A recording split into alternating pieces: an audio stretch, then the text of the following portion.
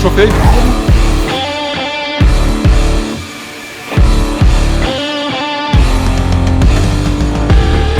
Fred Chevalier, 38 ans, préparateur mental chez iSwitch. J'ai créé iSwitch il y a 4 ans pour faire switcher les gens à travers le froid, puisqu'on a plus peur de l'idée du froid que de la réalité, et afin de venir muscler le lâcher-prise, faire tomber toutes les croyances qu'on peut avoir derrière. En fait, nous, on va apprendre avec le froid à stresser pour apprendre justement à switcher.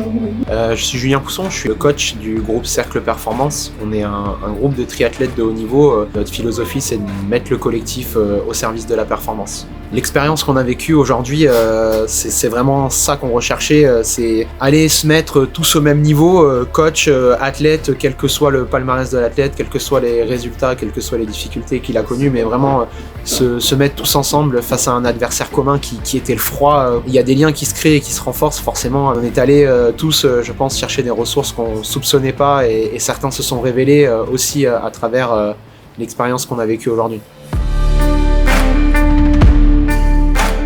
On a commencé par ce matin un icebreaker entre nous pour verbaliser et puis aussi pour mettre du sens sur le why, pourquoi on était tous là ensemble aujourd'hui. Et très rapidement, on s'est mis en mouvement. On allait randonner pendant 2h30 dans une température à 0,1 degré sous la pluie neige, où on a enchaîné différents exercices de respiration, des immersions sous la neige, pour justement apprendre aussi à, quels que soient les événements extérieurs, je peux le contrôler de l'intérieur. Ensuite, on allait, après une deuxième rando, on allait également s'immerger dans une eau glacée en binôme pour pouvoir déjà s'initier à la baignade en eau froide et commencer à que les stagiaires montent en compétence. Et quand on monte en compétence, on monte en confiance pour sortir de la partie découverte et pour que dans l'après-midi, on puisse aller plus loin.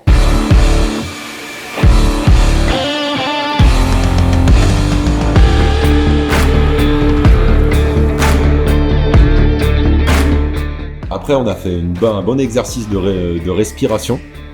On a enchaîné des exercices de respiration pour pouvoir aider les athlètes à récupérer. Après, on a pris le temps de se restaurer. Puis l'après-midi, on a essayé de faire de la préparation mentale en théorisant, en mettant en forme sur un tableau tout cela. Puis, au moment où tout le monde pensait qu'on était sur la fin, on est reparti à ce moment-là dehors, de nuit, sous la pluie neige.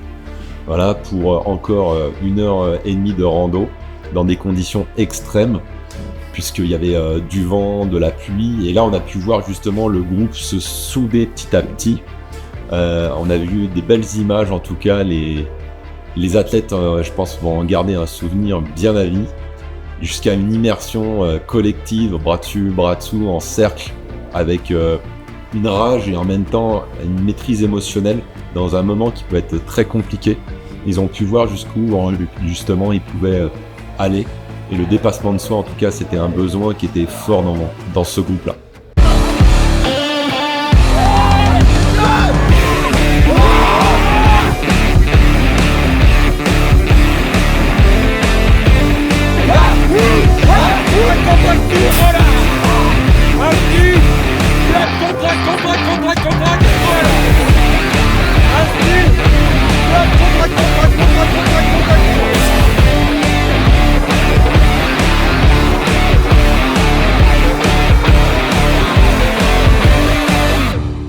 Moi, je repars pleinement satisfait puisque l'objectif il est atteint avec les athlètes de valoriser cette cohésion-là, d'acquérir de nouvelles compétences, de vivre quelque chose qui a été unique aussi. Ça nous a créé des souvenirs dont on s'en rappellera toute notre vie. Donc pour moi, le bilan il est très positif et voilà, ça lance l'année, ça lance la saison et maintenant on a hâte la suite en fait.